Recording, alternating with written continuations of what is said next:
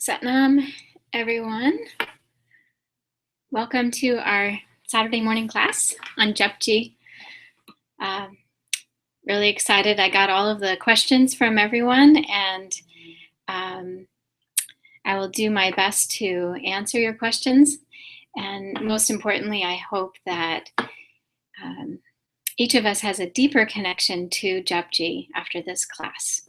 So let's start off with tuning in, and we'll do a mantra given to us by the fifth Guru of the Sikhs, Guru Arjan, to bring protection and to tap into our highest divine self.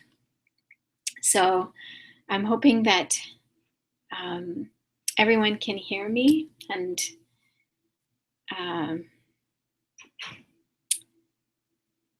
that it's all good for everyone out there.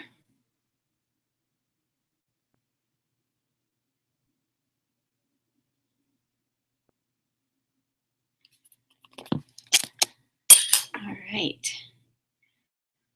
So let's place our hands together at the center of the chest. And the words for this mantra are Ad Gare Name, Jugad Gare Name, Sat Gure Name, Sri Gurudev Name.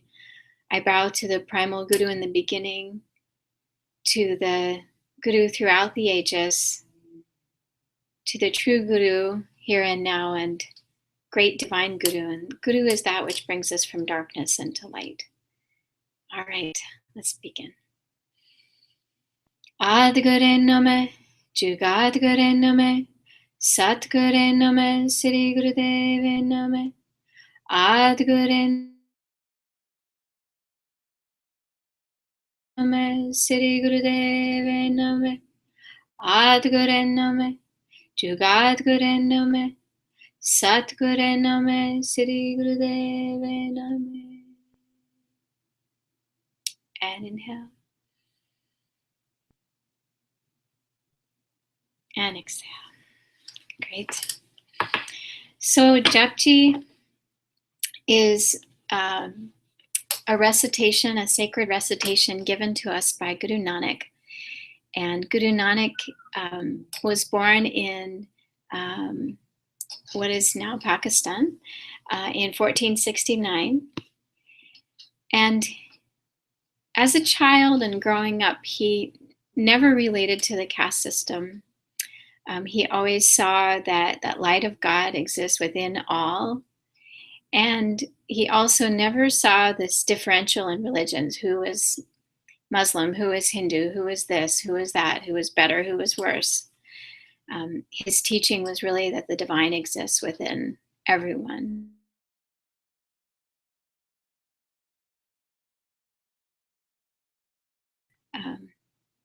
So as the story goes, as a young man, he would go to the river and bathe every morning in the cold water and then meditate. And it said that one morning he submerged into the water, and his friend and disciple who was there with him, he went under and then he didn't come out. And he didn't come out for 3 days, and there was a search for his body under the water and in the forests and everywhere. But as the family and community were preparing for the funeral of Nanak, he was not Guru Nanak at that time, he was Nanak. As they prepared, and on the third day, after his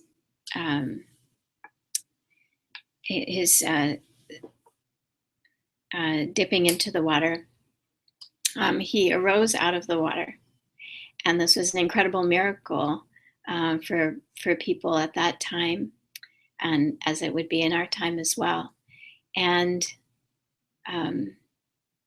in this state of consciousness, he taught the Mul Mantra, which is the very first part of Japji, after coming out of this state of meditation, really.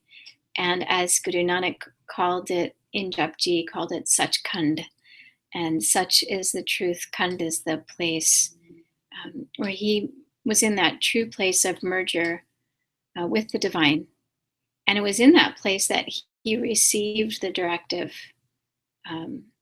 He received the internal message that it was time to go out and teach and to spread this light, this understanding that he had so naturally, and connection with his soul that he had so naturally, and to spread that throughout the world, really, as it has ended up. But then Guru Nanak went directly after that experience, and he went out and and that's when he became Guru Nanak. And he dressed somewhat like a Hindu, somewhat like a Muslim, with the message being that it's really not about what your religion is. It's really about your connection with the divine. And he really started a new dharma, a new way, which became the Sikh way of life, the Sikh dharma. And as he went about in his teaching, he traveled on foot with Mardana, and traveled all the way through to the southern tips of India, all the way up into China and Tibet, and even in Mecca, and all throughout India. And he traveled on foot with these beautiful wooden sandals, and wherever he went, he would teach. And one of the tools of his teaching was through song, through recitation. And the beautiful thing about these recitations that he taught is that they had such incredible meaning, and then were very rhythmic, and had these really beautiful rhymes to them. So what ended up happening is that people began to learn these verses, and even after Guru Nanak would leave their particular village after spending time with people and uplifting them through his presence, through his physical presence, they were able to retain the essence of his teaching, the essence of his presence in the verses that he taught them. And this was the birth of what is called Shabad Guru. And Shabad is that which brings us from, into a state of being without ego. Sha is ego, Bud is without. And then Guru is that which brings us from darkness to light. So it's within the recitation itself that we obtain the consciousness of the Guru within our own beings. And as Guru Nanak taught, many of these verses were recorded that he taught, and he would have a little book that he kept with him always. And many of these writings were then, through the directive of Guru Nanak, brought together into what became known as Japji, which we recite today. And so Japji consists of 40 stanzas. And there is the Mul Mantra, which is the very first opening, and then the last slok. And then in between, there's 38 podis, or 38 steps. So altogether, there's 40 of these steps. And I think right now, let's just take a moment to recite this Mul Mantra. This is what starts off the Japji, and where the consciousness of Japji was really born from, and it is also the very first part of the Siddhi Guru Granth Sahib, the scriptures for the Sikhs. So one thing that Siddhi Singh Sahib Yogi Bhajan, my spiritual teacher, taught us was that if you want to understand the Siddhi Guru Granth Sahib, just understand Japji. If you want to understand Japji, understand the Mul Mantra. And if you want to understand the Mul Mantra, then understand Ek Onkar. And Ek Onkar means God is one throughout all beings, and that creative energy of God exists within all beings. So let's just take a few moments to recite the Mul Mantra. If you are new to this, you can, and you don't have the words, you can close your eyes and meditate. If you have the words, then you can chant along with me in your home or wherever you are. And let's begin. Okay. Ek Onkar Satnam Karta Purakh Nirbhav Nirvair Akal Murth Ajuni Sapang Gur Prasad Jap Ad Sach Jugad Sach Happy Sach Nanak Hosi Bhi Sach Ek Onkar Satnam Karta Purakh Nirbhav Nirvair Akal Murth Ajuni Sapang Gur Prasad Jap Ad Sach Jugad Sach Happy Sach Nanak Hosi Bhi Sach Ek Onkar Satnam Karta Purakh Nirbhav Nirvair Akal Murth Ajuni Sapang Gur Prasad Jap Ad Sach Jugad Sach Happy Sach Nanak Hosi Bhi Sach Ek Onkar Satnam Karta Purakh Nirbhav Nirvair Akal Murth Ajuni Sapang Gur Prasad Jap Ad Sach Jugad Sach Happy Sach Nanak Hosi Bhi Sach Ek Onkar Satnam Karta Purakh Nirbhav Nirvair Akal Murth Ajuni Sapang Gur Prasad Jap Ad Sach Jugad Sach Happy Sach Nanak Hosi Bhi Sach Ek Onkar Satnam Karta Purakh Nirbhav Nirvair Akal Murth Ajuni Sapang Gur Prasad Jap Ad Sach Jugad Sach Happy Sach Nanak Hosi Bhi Sach Ek Onkar Satnam Karta Purakh Nirbhav Nirvair Akal Murth Ajuni Sapang Gur Prasad Jap Ad Sach Jugad Sach Happy Sach Nanak Hosi Bhi Sach Ek Onkar Satnam Karta Purakh Nirbhav Nirvair Akal Murth Ajuni Sapang Gur Prasad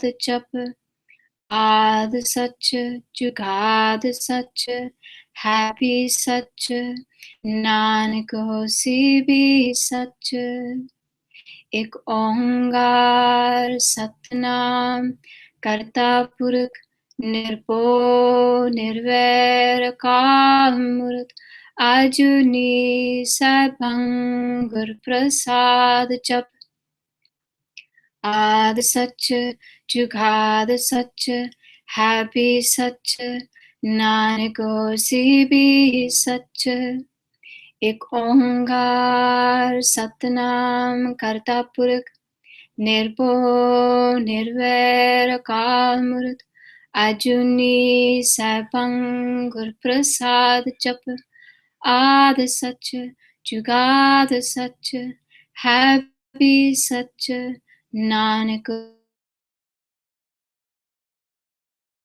Kaur Satnam Karta Purakh Nirbo Nirvair Akal Murad Ajuni Sabang Gur Prasad Jap Ad Sach Jugad Sach Happy Sach Nanak Hosi Bhi Sach. Let's take a deep breath. Inhale and exhale.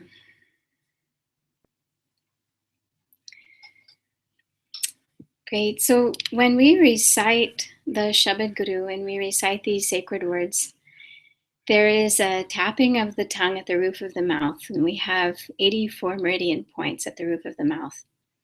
And as we tap the tongue to the roof of the mouth, this communicates with the hypothalamus, an area of the brain that relates to both our glandular system and our nervous system. And as we chant these sacred words, messages are sent to that body. And that is why when we chant, we get a sense of well-being, we get a sense of health, mentally, physically. And that's what makes these chants so powerful, and that's how they work. So one of the really important things that that we do when we recite these sacred words is that we cover the head. And that is because as we chant, there is this activity that's happening within the brain, within the skull, of these positive messages of well-being coming into our psyche and to ourself. And so the act of covering the area where this is happening is to respect that process, to cover it, and to also contain that energy so that as we're doing the meditation, as we're reciting, we can more easily access it. And we also wrap the hair at the top of the head because the hair is a conductor of solar energy. And this, and we grow our hair as well so that we have more of that solar energy that's contributing to this process of repatterning, really, our neural chemistry. And as we recite these words, it has a very physical, chemical effect up with really the science of Guru Nanak and what he gave us in showing how we can reduce stress, anxiety, how we can come into. So as I do this class, I want to acknowledge the questions that came in. And if you'll just give me a moment to load them up here, I will open them up.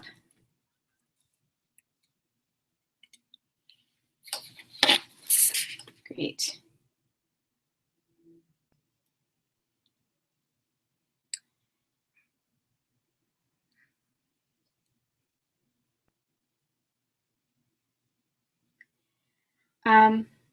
So here's a question here.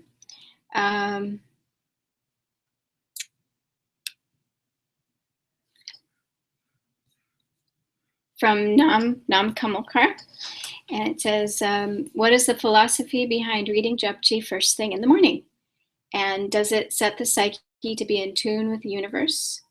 If someone is reading the transliteration and not necessarily comprehending in that moment what the Podi actually means, why and how is it still beneficial to do this? So yes, we recite the Japji in the morning. The Jap means meditation. Ji means of the soul. Or Jap means recitation, really. It's an active meditation of reciting. And Ji is that soul nature within ourselves that also connects with the soul nature in the greater soul, the cosmos, and the divine one. Um, and, God, in the translation of the Japji that you'll see in our meditation of the soul, is referred to as He. But that's only just as a convenience of language, that God is as He, God is she, God is mother, God is father, God is brother, sister, the child, God is the creation, the creativity, everything. And so there's not really a proper name that we can really get, but we do our best. And so we practice the Japji in the morning. Now, Japji is this recitation of the soul given to us by Guru Nanak. These 40 steps that he gave us bring us into communion, into union with our soul, in that same sense that when Guru Nanak submerged into the river and he had the experience of total union, and then he realized afterwards that it was time to not just be Nanak anymore, but to be Guru Nanak, and to go and teach and spread that light of the teachings. Well, he left that same roadmap of experience for us within the Japji, that as we recite it, we can tune in to the nature of the soul, to the nature of our destiny, as it was Guru Nanak's destiny to start this whole new dharma through this sound current vibration. As you recite these words, you also tap into that destiny, into your soul destiny of what it is you are to do. These 40 steps, we tap into, we tap into that roadmap, and it's really an evolution of experience that he gives us through each of the 40 podis of how to reach that divine state of merger. And so, yes, we recite it in the morning to have that vibration. And it also, as the Siddhi Singh Sahib Yogi Bhajan taught us, it increases our ether element, which is the element of the heavens, the element of the angels. It increases that energy within us, that we can tap into the Guru Dev, the divine teacher. And so, yes, it's the best thing to do it first thing in the morning, so you can have that vibration for you for the rest of the day. But there's no limitation in terms of the Japji. There's no fanaticism that I want to be identified with, but so, in the Sikh history, there's Baba Deep Singh, who recited Japji 108 times every day. And I have friends who recited 11 times a day, the entire Japji. And Japji is very, very effective for changing our consciousness. And sometimes you need that shift. Sometimes you're on an airplane and the energy around you is crazy, and you can just pull out the Japji and tune into that vibration and change the frequency within yourself. But, the optimal time really is every morning with the Japji, to recite it, to have this experience, to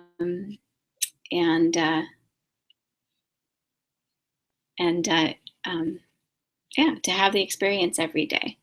And so the second part of this question, if someone's reading the transliteration and not necessarily comprehending in that moment what it means from Nam Kamalkar, how does that work? So we have provided for you in this meditation of the soul, the Gurumukhi, which is the original language, and then the transliteration, which is the English attempt at the Gurumukhi, but the English way of writing the Gurumukhi.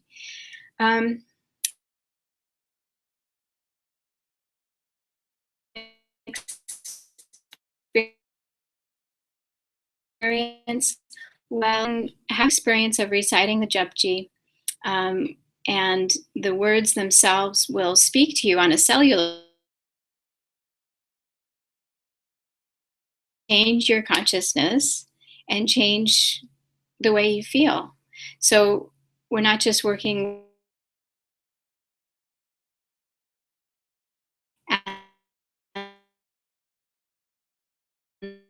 and also with our entire presence. As we recite the Japji, we're working with all of these energies to shift them and change them. And it happens on a subtle level. Now, granted, if you can have the experience of the meaning, if you can learn the meaning, learn the words, it deepens the experience on a mental level. And that's a part of our process as human beings as well. And the mind is an incredible tool. So I would say it's not necessary to know the meaning, but it's certainly very, very helpful in the experience.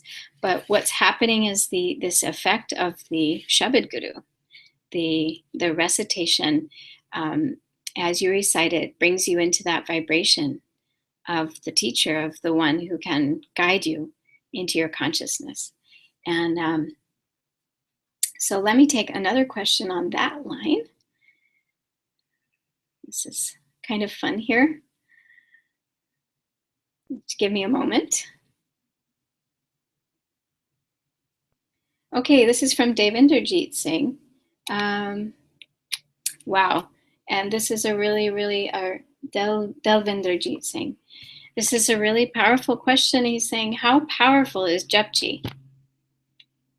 Can Japji change my life, which is full, which is full in debt and drowning? Wow, I really feel that question, and I am going to say absolutely yes, yes, yes, yes, and yes. Japji is an experience really for me of this lifetime where I'm going to be immersed in it for the rest of my life. But in the recitation of it, there is this energy of upliftment. There's an energy of total security, of total peace, of total inner strength that comes through the recitation. And it's a process because you're going to have to dive in, you're going to have to learn the words, and all of those things. But that is a part of the process as well. And as we'll go into more detail, each of the porties, each of the steps has a teaching. And as we go and explore into the Japji, we can tap into perhaps one of these porties that is really teaching us in the moment, or perhaps even just a line, a Pran Sutra, that is really having an effect on our lives. You know, as we go through our life, we need different things. As you know, teenager, young adult, being married, experiencing death, experiencing birth.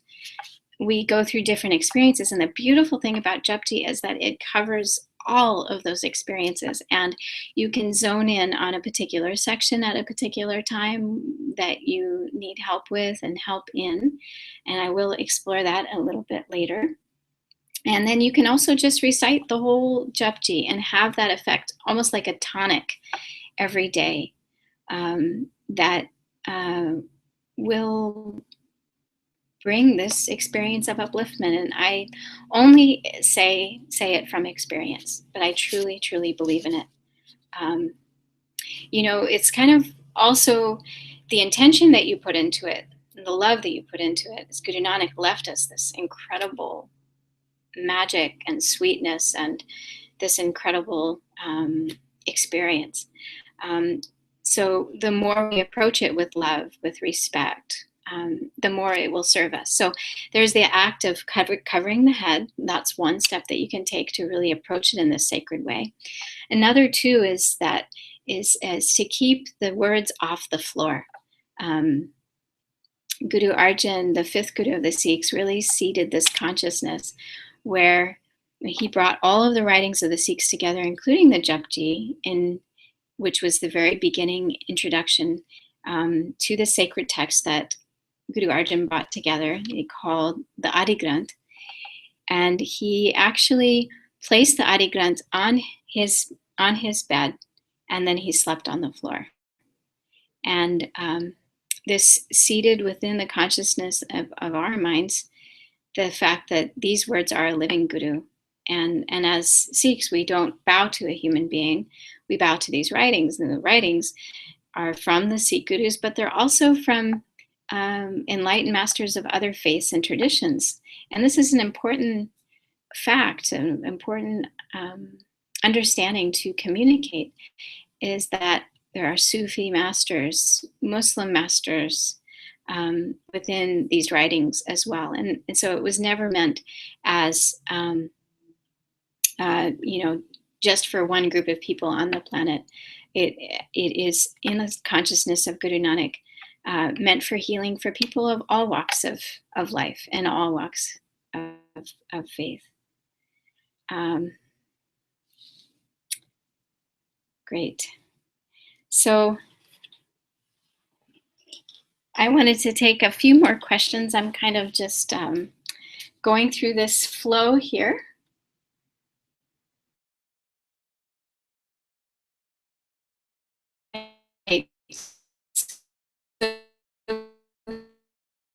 This question is for how long?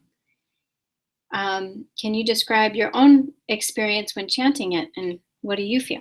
Okay, so how many times a day? I think I talked about that a little bit before. Generally, we can recite it once a day and get that effect. And, it's really important to, have that tapping in into your soul and to your nature and who you are. Have that experience every day. So for me, Japji is kind of like the bottom line. And I know we all have really, really busy lives, and that was another question that came in too. I have such a busy life. How do I manage all of this? So when you really look at your life, it's important to identify your bottom line, what you absolutely need in your day to be in that place of excellence, to be in that place of bliss and peace and joy. And in the words of Yogi Bhajan, it's happiness is our birthright. Being in a state of bliss is our birthright. Being in a state of joy, being in our excellence is our birthright. But it comes down to that morning discipline. It comes down to that daily discipline, where you have to nourish yourself to be in that place of strength, so that no matter what arises, you can come back to that inner joy. You can come back to that inner excellence and use that as a sounding board, as opposed to bouncing off of other people's traumas and dramas, or your own karmas that you're working out. Karmas are the results of our past actions that we have to work through, especially if they were negative actions. And we can reach our dharma instead. And dharma is to live in a spiritual life, spiritual path, to burn through those karmas so that we don't keep creating negative energies in our lives through our own actions. Really, what Guru Nanak is asking us is to come back to our own sense of sovereignty. And so you have to kind of develop your bottom line, and understand what you absolutely need to excel. Now, for me, Japji is right there. So I do it every day. And I love to practice the Aquarian Sadhana, which is a 2.5-hour practice every morning of Japji, followed by Kundalini Yoga, and then chanting and meditation, and then an opportunity to bow and connect with the Guru. And So, for me, traveling on the road and all of these things, I definitely do the Japji and every day as a part of that kind of bottom line practice. And I encourage you too to incorporate this once a day. And a lot of questions came in too, like, well, I'm um, a Kundalini yoga teacher. How important is this to learn? Um, absolutely, absolutely important to learn to experience, I feel, on a daily basis.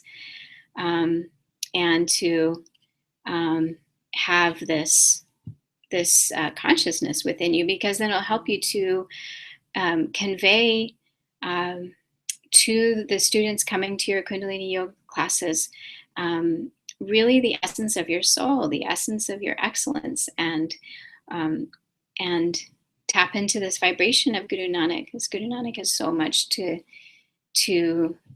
give us and can aid us so much in these experiences of teaching. So let me just take a few more questions on this subject. So yes, is Japji always performed in the early morning, or can I recite it in other times of the day? Um, yes, the best time for Japji is early in the morning, but you can also incorporate it into um, other times, especially if you need it. It's kind of a rescue remedy, so to speak. Um, and is very, very helpful in times of stress. So, again, there's no fanaticism at all. But the reason we recite it in the morning is that it to start the day and with those energies, those heavenly energies. All right, let's see what else we've got here.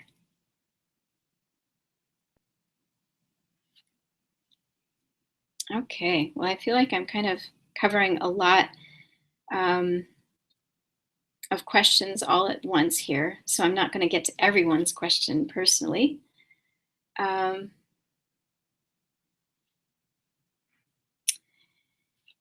there are other special occasions that one can recite Japji as well, which are really powerful. One is when a baby is first born, that they can hear that recitation of Japji, the very first thing that they hear. This is something that Siddhi Singh Sabyogi Bhajan taught, and something I experienced um, um, when I gave birth to my daughter. My sister was there, and she read Japji to me, and to essentially to my daughter, for her to have that experience and that vibration go into her subconscious and her psyche. And has been such a blessing for us in our lives. I feel this vibration within my daughter, the vibration of Shabad Guru resounding within her. And it's all about this kind of daily exposure, and for those of you that have children, I encourage you, as you're reciting the Japji every day, to have your children be exposed to these vibrations. Have your children see you experiencing these vibrations, because it will give your child that subconscious experience of these words, which will later on down the road, 18, 19, 20, is going to be helpful in a way that won't be something that we can describe mentally, or but it's because we're talking to the psyche, the subconscious, the soul. And another very beautiful thing that we can do as well is that when somebody in our lives passes away, leaves this earthly plane, we can recite the Japji to support their merger with the one, with the divine, and to give healing to the family who have experienced that death. And really, it's not about death, but it's about tapping into the Akal, the undying energy. In the Mul Mantra, the very first part of Japji, it talks about this Akal Murat, the undying form. And when we recite these words, we tap into that undying form, that undying energy and essence. And that's the reason we do it every day too, is to tap into that undying form and essence, so that at that time of death, at that time of final merger, that the soul can just go into merger with the one, into that sense of deathlessness, and not be bound by the earth plane and have to come back and reincarnate and all of these things. So, yes. Um, so Japji is written in a language called Gurumukhi, and some questions came in about that. Now, Gurumukhi is a language that was developed by Guru Angad, the second Guru of the Sikhs, and it is a language of healing. Through the recitation of these words, we get totally healed. We're in that state of merger, and it's again the tip of the tongue tapping the roof of the mouth. And that does that work. So let's explore a little bit about Gurumukhi.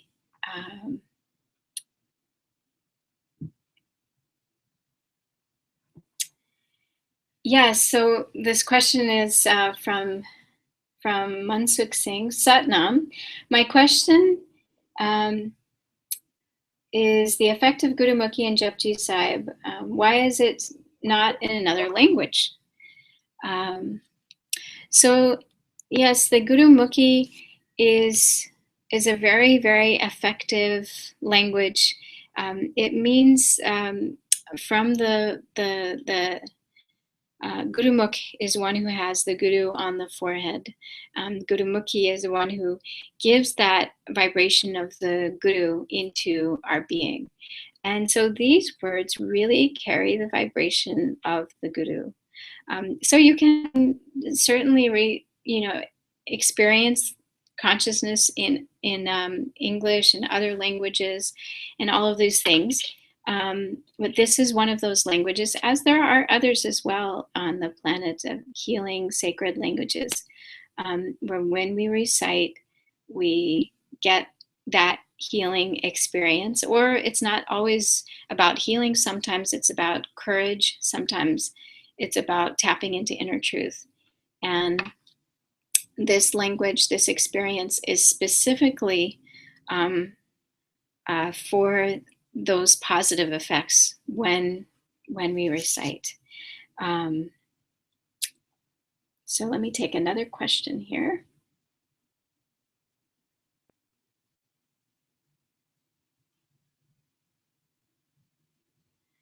So this is from Maria.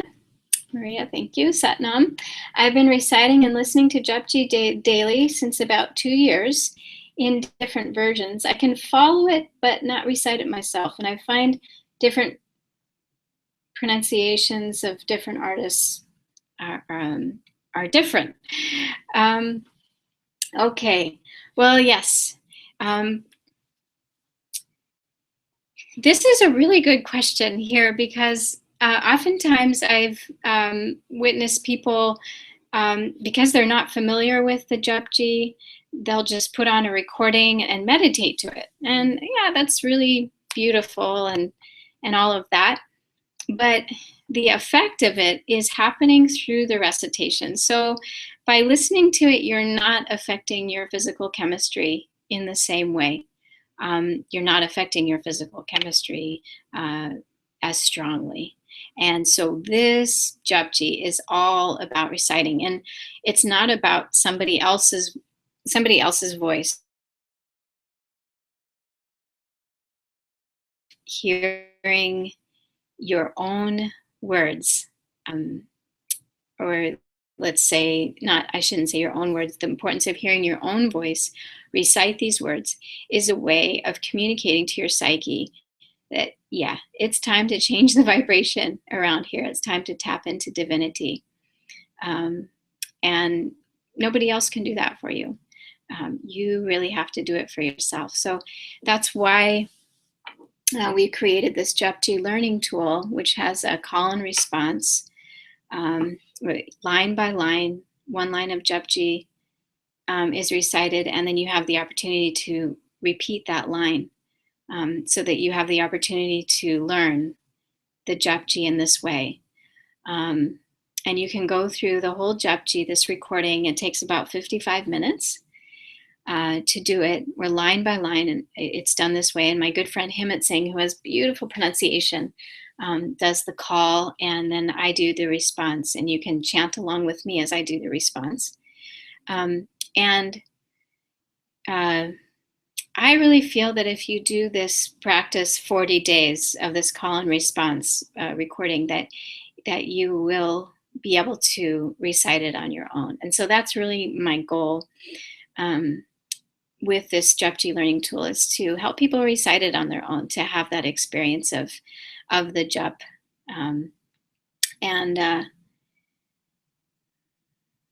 Yeah, some questions came in too about, well, how do I breathe? How do I incorporate my breath in all of this? When you're reciting, it's very, very important to breathe. And sometimes we can forget that.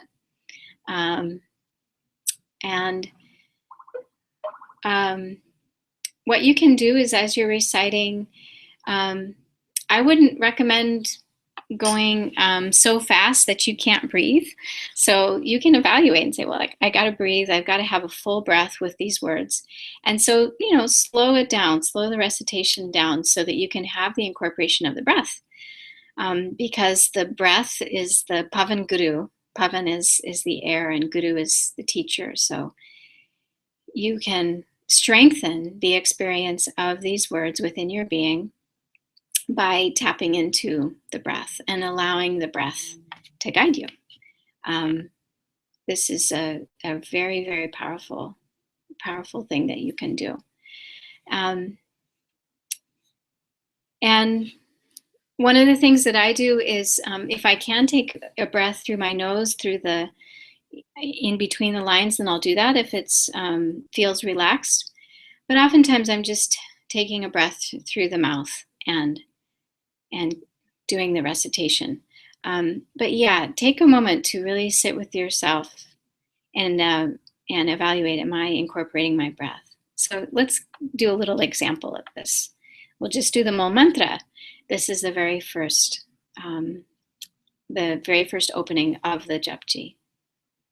So close your eyes, and if you're at home and everything can cover your head, the other thing too is have a straight spine when you're reciting. This will help to align the energies of the spinal cord to have a more uplifting experience, and also will help you to incorporate your breath too. Sitting up straight with an open heart, open chest, then you can have this experience. And yeah, just before we recite one more time, the other thing too is the mind. What do we do with the mind? Questions came in like, my mind's wandering. I'm going into all of these thoughts. How do I bring myself back into the essence and the energy of Japji? And one of the things that you can do is to allow the process of healing to happen, which happens within the neural area within our brain, is to perhaps not focus on the brain so much, not focus on all this stuff that's happening here. In the same way that you see a surgeon goes into surgery and he has a very, very complex task at hand.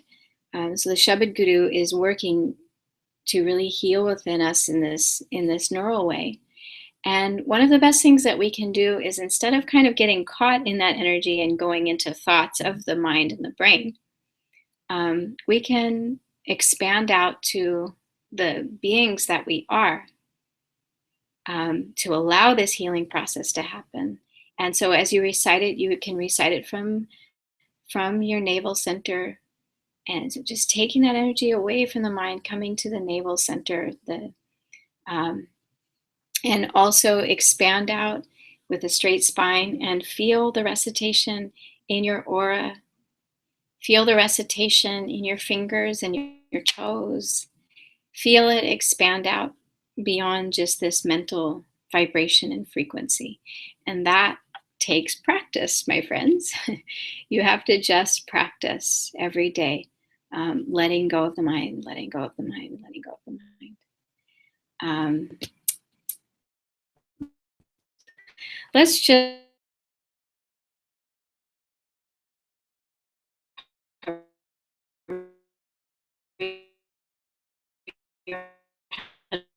with cover your face, nice breath.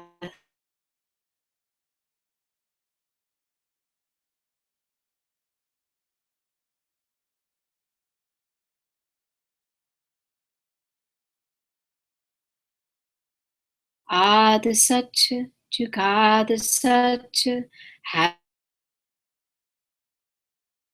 भी सच एक ओंकार सतनाम करता पुरख निर्भो निर्वैर अकाल मूर्त आजुनी सैभं गुर प्रसाद जप आद सच जुगाद सच है भी सच नानक होसी भी सच.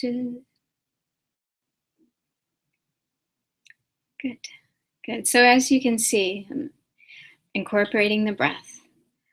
The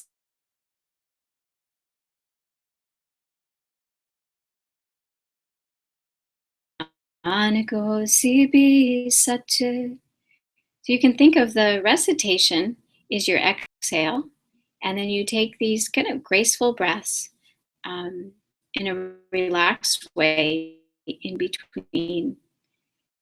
And wow, when you sway straight, have the breath incorporated, the whole vibration changes, doesn't it? And then also this expansion of consciousness.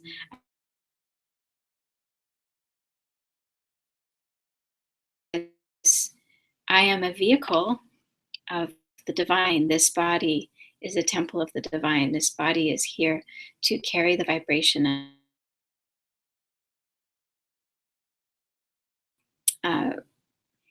Finite, Ad is the infinite. So Nad, this vibration of Japji, which is in Nad, which is in the sacred sound current, is experiencing the Ad, the infinite, with the primal being within the Na, within the finite. So you experience the divine within your whole being. With that being said, before you recite the Japji in the morning, one thing I highly, highly, highly recommend is to take a cold shower beforehand as well, to awaken all of the cells of the body. So you're not having just this mental process when you're reciting the Japji, but you're in an awakened state that the cold shower brings, the Ishnan. And have that burst of energy throughout your entire being. And then when you sit down to recite your Japji, you're going to really feel it within your fingers, within your toes, within your entire being, and go into that state of thoughtlessness, getting out of the mind, and going into the whole being of who you are. And with the Japji, we want to suspend the thoughts of the mind. It's very great. Thank you, mind. You're helping me out so much. But now I'm going to tap into this frequency of the soul, of this divine nature. And so you give yourself that time every day. Tap in, tap in. And then when life unfolds and all of its rumbles and rolls and troubles and turmoils, or joys and happiness and all the things, the whole entire spectrum, then you have this inner tapping that you've already done, that you have already done in that. And we practice in the time, the Amrit Vela, in between the hours of 4 and 7 a.m. When the mind is quietest, when the world is quietest, when the sun is at just the right angle for that meditative experience. So you practice this Japji every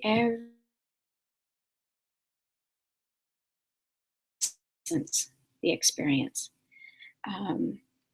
to bounce bounce off of, to let that be your bottom line, let that be your baseline frequency, and you're set, right, for the day. All right, so let's move into this idea of the practice of Japji. So we recite all of Japji every day, and I highly, highly, highly recommend this. And then we can also recite one pori, one stanza of Japji, and focus in on particular areas of our life. And this is what I would like to move on to next. So I'm going to pull up some more of these questions. Just give me a second. Okay.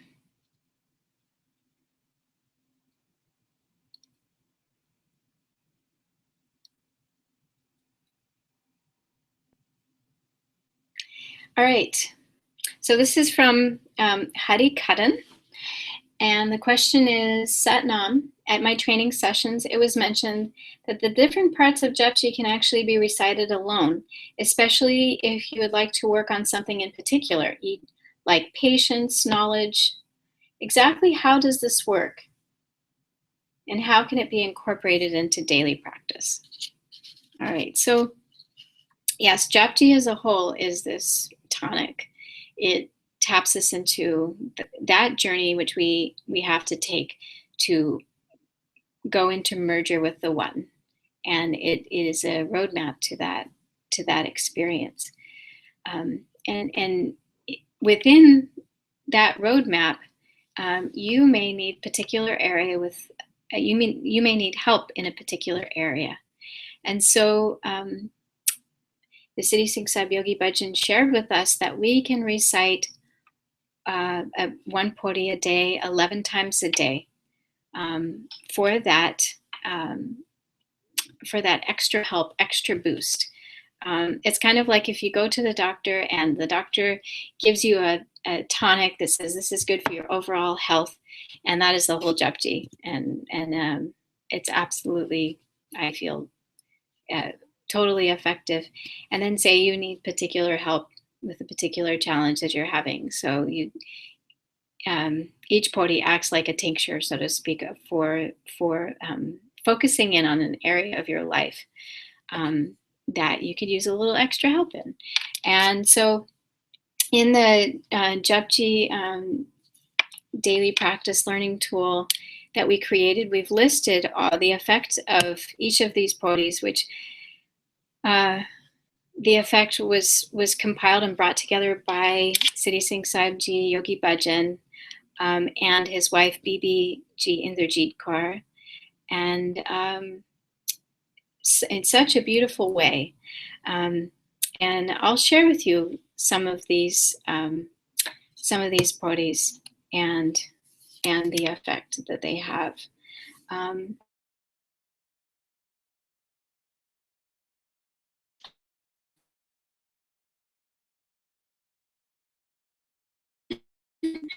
And let me just pull that up for you.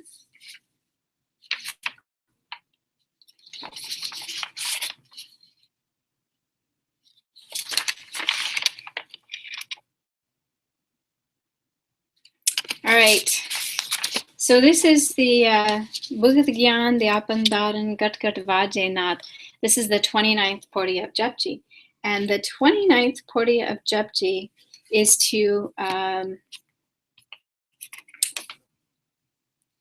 is a shield of protection. Okay, it protects you from your enemies by simply vaporizing those who wish you harm. And so I started to tap into this this pori recently, and I started to recite it 11 times a day,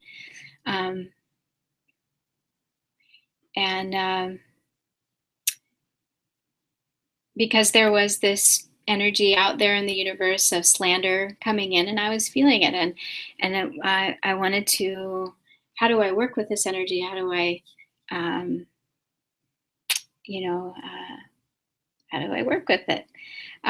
So let's look at that podi and let's look at why.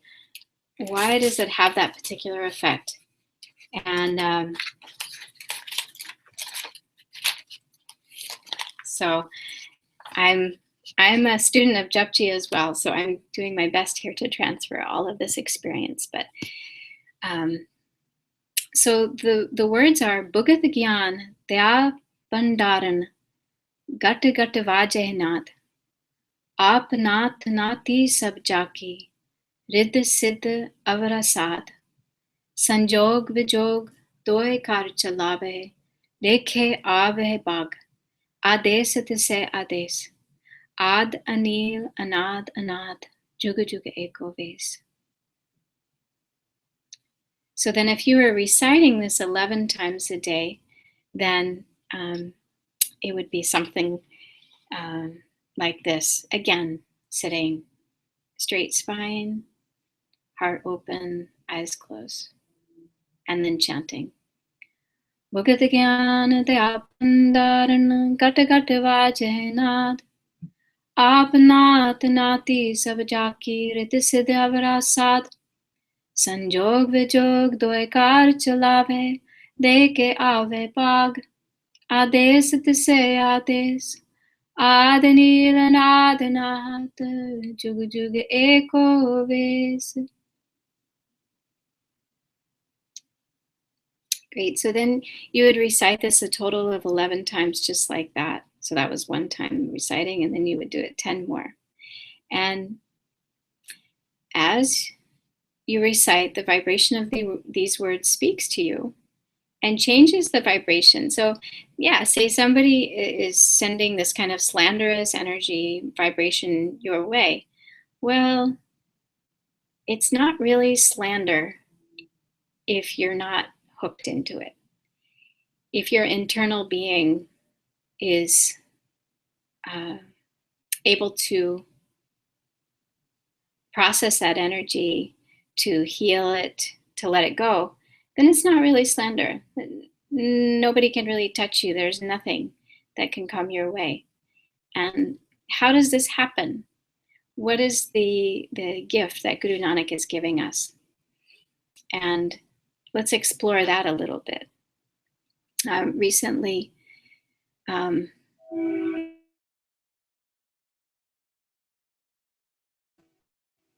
a river out there with some boats. So you may not have heard that, but let's see, let's get back to it. So how does Guru Nanak address this? So when we get caught into slander, when we get caught into these things, we are coming out of the essence of our being, the essence of the self, the essence of the heart. Of course, it's not to say just to ignore the slander, whatever it is.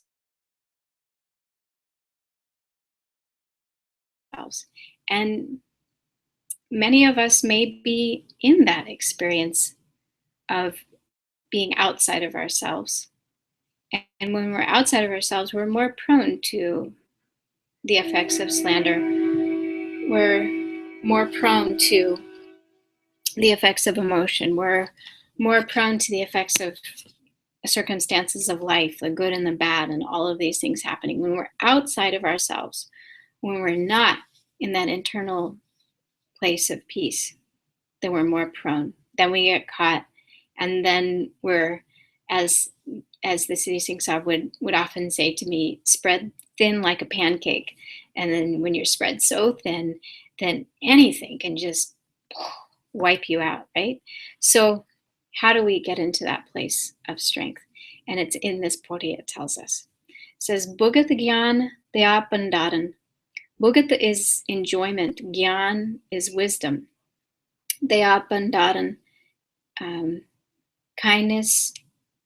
Bandaran is the servant. So let your pleasure be wisdom, and your steward kindness. So in our spiritual practice, in our lives, are we coming from the heart? Are we coming from a place of enjoyment and joy and love? Are we growing from that internal space? Are we going into the outside, looking for answers. So Guru Nanak is saying, bring it back. Let enjoyment be your wisdom. Let wisdom be your enjoyment. Come back into this place of joy. Come back into this place of internal peace. And then he says, Gata Gata Vajahina, it's in every heart. The nad, the divine sound current resounds. So even in the hearts of those that are doing the slander, even in your own heart, experiencing that state of separation, coming back to that state of listening, and that's in another podi too, is sunye, that listening, the gift to listen. So gata gata vajena, listen to that vibration. When you listen to that vibration and you see that vibration of the divine within those that are slandering, you see that vibration of the divine with those that are bringing you challenge, with those that you're not in harmony with, and then the most important is with that inner essence of self that you're not in harmony with. When you listen and you take that moment to listen to the divine sound current, you come back into a state of harmony with yourself and then within all beings. And then there's no victim, there's no traitor, there's nothing. You are in a total place of strength, a total place of victory, really. So, apanathanati sabjaki. God himself is the master to whom all mastery belongs. God himself, herself, is the master. So in this line, we reset the who's who and who's what. So when we get caught in this thing of, oh, so-and-so is talking bad about me, this, that, and the other, then they become God. They become the focus of your strife and struggle and all of this.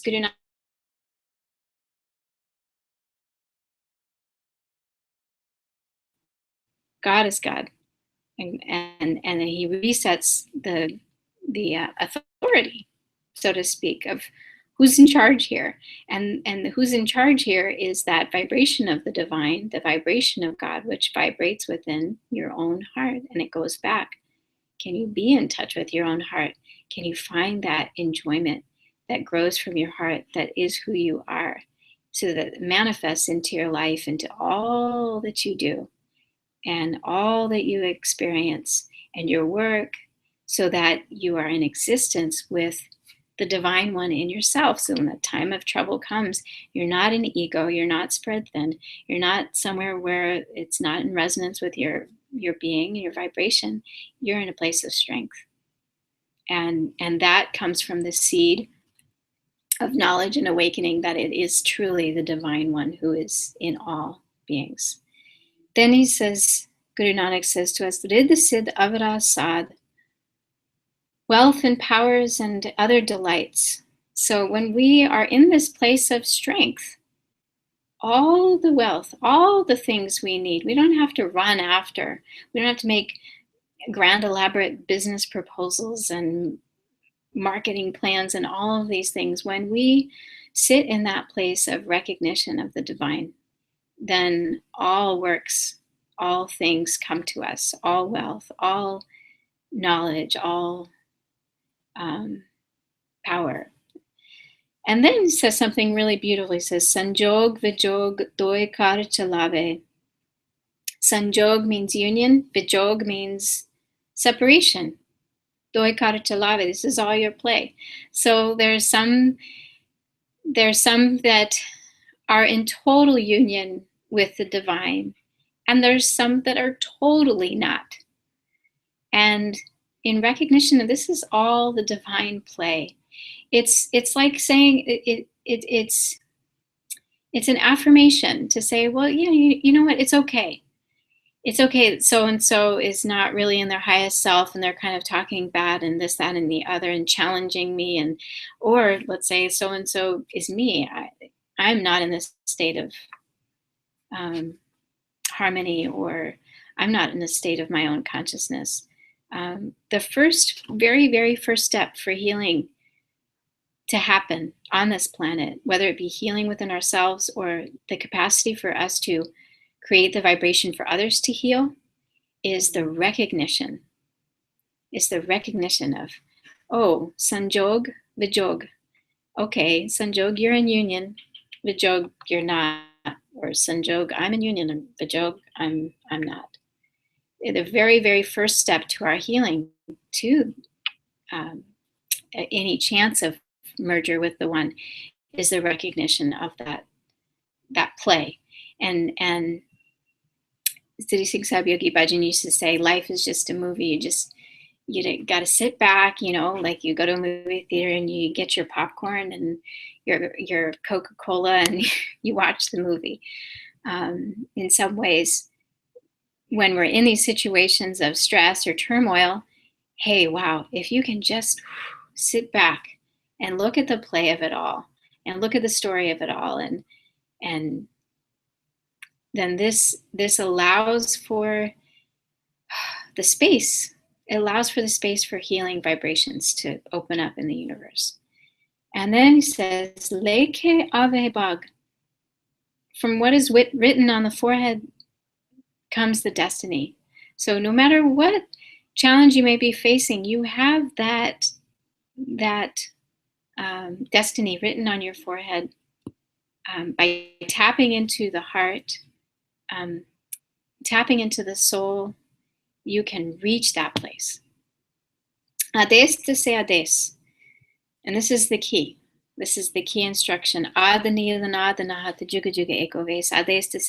bow again and again to the primal one, the one without color, the one without form, the camp without beginning, and who is indestructible. I bow. So I bow again and again and again. And this is the place of surrender. That, okay, yeah, this is actually all God, her story, his story, whatever it is, playing out in all of these characters. And by bowing and coming to that place of surrender, then and acceptance, then we can really, really enjoy the show, so to speak, but coming from that place of joy, not from a place of guilt, not from a place of fear, not from a place of anger, but from a place of joy. And this is called the building of our internal strength. And that becomes the sword of your being, the defense of your being, the radiance of your being, so that when these negative vibrations are coming in, nothing can touch you. But you have to come from this internal space. So, wow, this is just one pori of Japji, and the 29th pori to eliminate those energies of slander. And this is one example of how the poris of Japji can really work and affect you. And the thing is that I would recommend is to do every single pori 11 times a day for 40 days. And lifetime practice, go for it. Get to know each pori, get to know the vibration, get to know the meaning, have this experience. And how you can choose a pori, when you get the Meditation of the Soul Japji daily learning and practice tool, there's a little booklet in there. I would recommend getting a nice cloth to cover it and wrap it and keep it in a very sacred place, and keep it off the floor, as we talked about before. And if you're kind of wondering, well, how do I choose a pori? Well, you can look at the list of things, that the effects, and make a choice that way, in terms of what you feel drawn to, what energetics you're working with in your life. You can also do what's called taking a hukum, which is means command. Hukam is command, and it's a command from the divine. And what you do is you just close your eyes and you pray to God, to Guru, and ask for that guidance. Which puri do you want me to read? Do you want me to go into? And then you open it up, and wherever your eyes fall, knowing that the divine is utilizing your being as the vehicle of light on this planet, that it will guide you to the right puri at that time for you to recite and go into an experience. So let's see if I can pull up a few more questions. I'm kind of coming to the close here.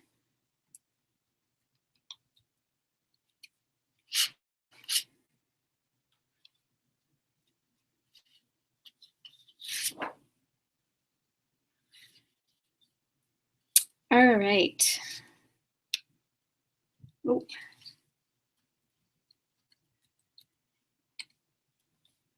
All right. I am going to take a few more questions. Okay, this is from Deepa. And when we do Japji Sahib, do you think it is important to have a gutka when reciting or memorize it? Okay, so here's a really good question. They're all good, but I'm glad we're covering this now. It's important when you do the Japji, you will, if you practice it every day, as I'm suggesting, you will gain the capacity to memorize it. And this is a really beautiful thing, because then you can incorporate Japji into your day. I know that there's, as you're taking a walk, you can recite the Japji, and but it's really, really important to stay connected to the words. And I find for myself, even after creating this Japji learning tool and going through all of the exercises and the coaching sessions to improve my pronunciation, I have to come back to the text, because in the mind, it's very, very easy to kind of change accents and words and phrases and all sorts of things. And so it's really, really good to keep coming back, checking in, and having that opportunity to read. Let's say you're reciting 11 podis of Japji, or you're reciting one podi of Japji 11 times.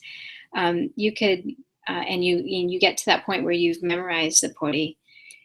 What I would recommend is that you always incorporate at least 1 or 2 times when you're actually reading the Bani, and every day, to stay in touch with the actual words.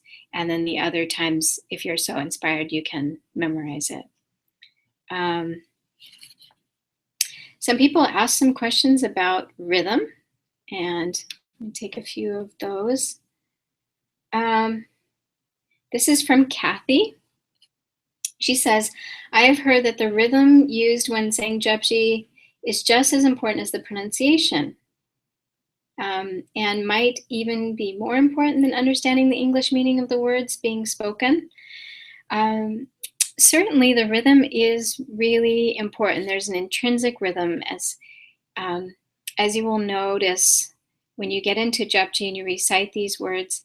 There's this rhythm and rhyme, and it's so beautiful, and it's super wonderful to bring to music and to chant with music. It's a very natural, rhythmic kind of flow to it. And so yes, there is a rhythm, and on the learning tool that we provided, I do have a rhythm, although it's not metered,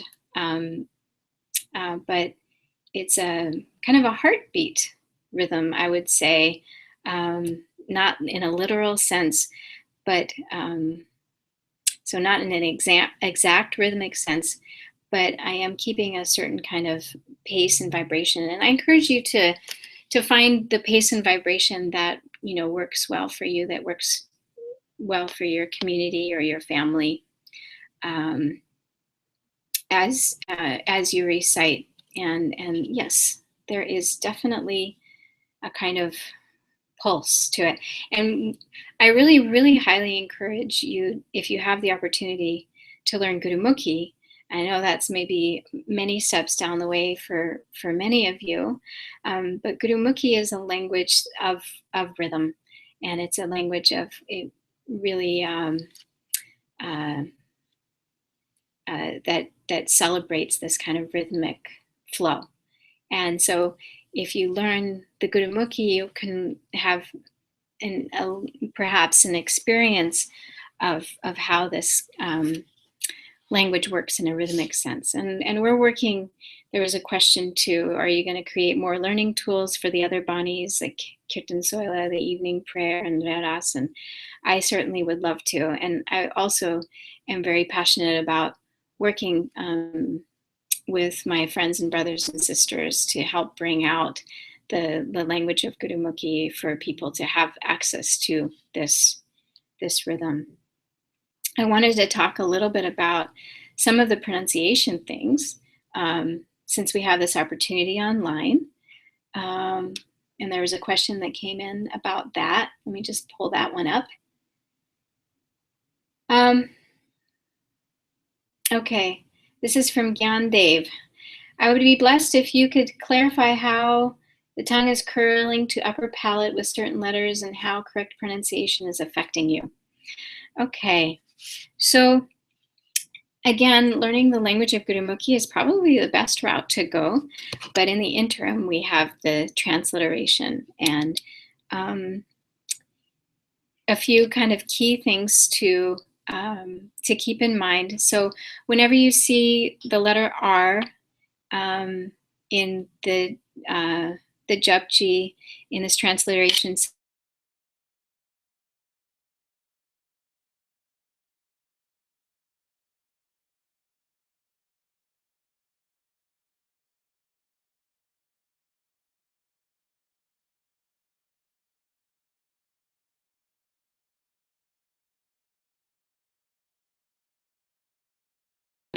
so you're rolling that har, that R, har, har, har.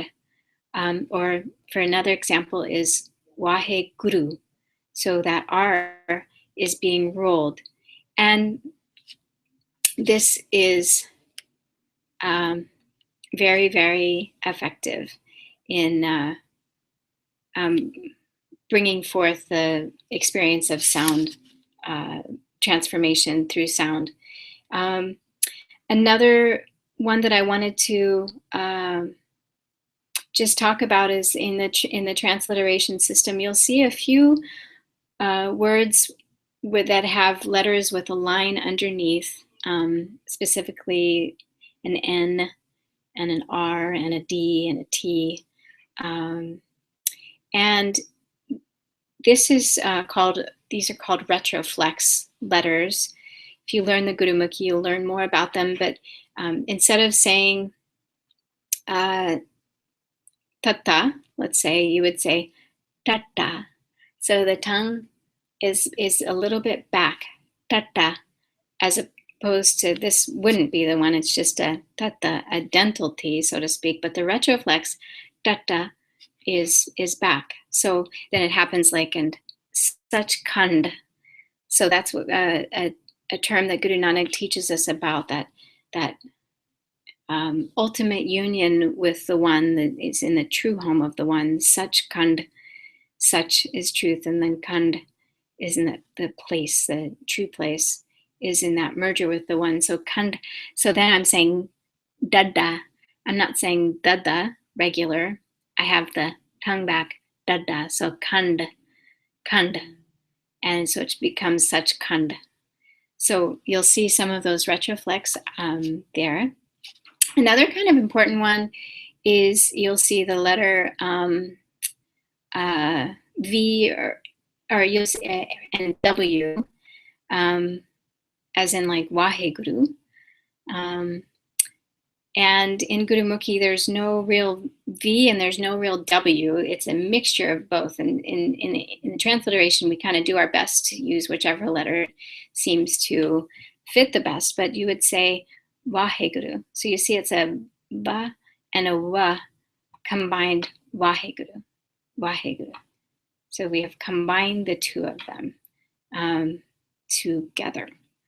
And Vaheguru, and let's see. I think that's what I'd like to go into for now with the pronunciation. Let's see how I'm doing with all of the topics that I wanted to cover from the questions. Oh yeah, this is a big one. Do you have to be a Sikh to recite the Japji? Let me take a few questions on that.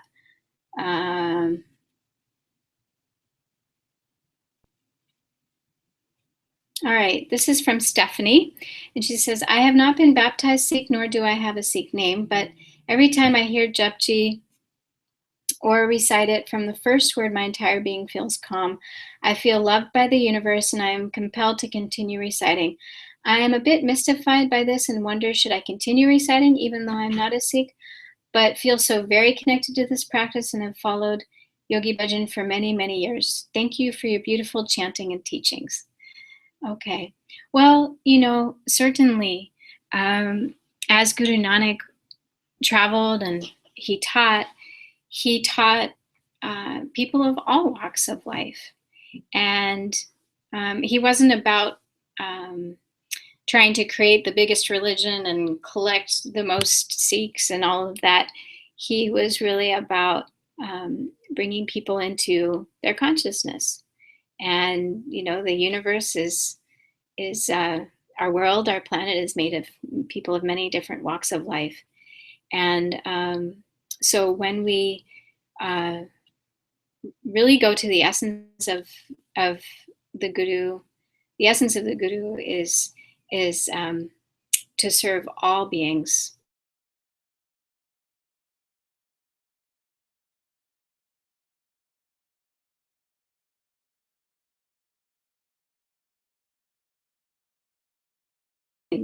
And it doesn't make you a Sikh, but it is drawing from the Sikh tradition. So we come to peace with it. We come to a place of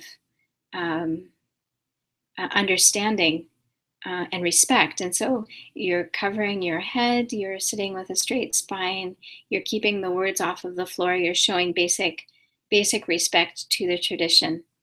Then you are welcome, if you are not of the Sikh faith, to recite the Japji and to have an experience. All right, I have to just take a few more. Oh my gosh, so many good questions. All right, I'm going to take just a few more because I have to end the class.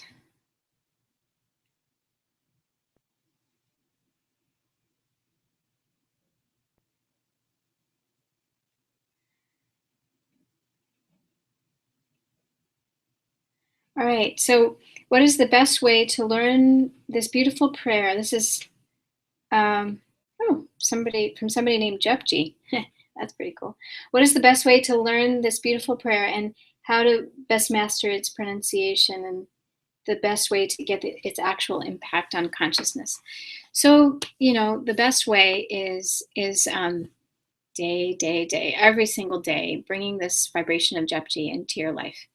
And, getting together with your friends and studying the meaning of each of the podis, taking more classes. In the teachings of Yogi Bhajan, he teaches so much about Japji and how it can uplift our consciousness. In the Library of Teachings, you can access like hundreds of lectures on Japji alone from the City Sing Sahib from Yogi Bhajan. It's called libraryofteachings.org. It's a lifelong study for me, but I tap into it every day. And I know that the divine has a plan, giving me the exact amount of time that I need in that day, and for my spiritual practice. And as my consciousness awakens and arises, and I'll be able to incorporate more and more practice into my life. And sometimes you'll find that in the most challenging times, the best thing that we can do is actually to meditate and to go into our inner consciousness, inner self, inner sense of being, and that this is the way to our victory. So we don't necessarily have to confront things head on, but we go into that state of consciousness within through the Japji, reach mastery, reach union, and then we know how to face the challenges of the day. So yeah, it's got to be every day, and finding that space in your life. That's really up to you, and it's called prioritizing. You prioritize that which gives you strength, that which nourishes you. And you set that as the highest priority for yourself, for your family, for your children, for everyone to witness. And then that inspires them as well. And the more each of us brings spirituality into our lives, the more we have the capacity to change the vibration of the planet. And Japji is an incredible key for this effort. So I think I'm going to close out, and we'll chant Sat Nam 3 times. Sat means truth. Nam means the vibration of God's name. And it's through this creative vibration that all things come forward. And in this recitation of Japji, that the vibration of your excellence and your divinity will become your identity. So Nam is that name of God, which all riches, all joys come from, and all challenges too. But you find your victory in the Sat, in the truth. So let's bring our hands together at the center of the chest. And let's inhale. Sat Nam. And please join me for the last 2. Sat Nam.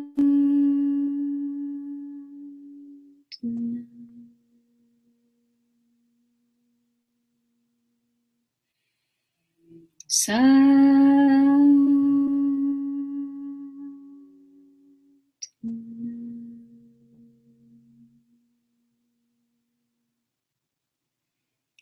And we'll end with Waheguru Ji Ka Khalsa, Waheguru Ji Ki Fateh.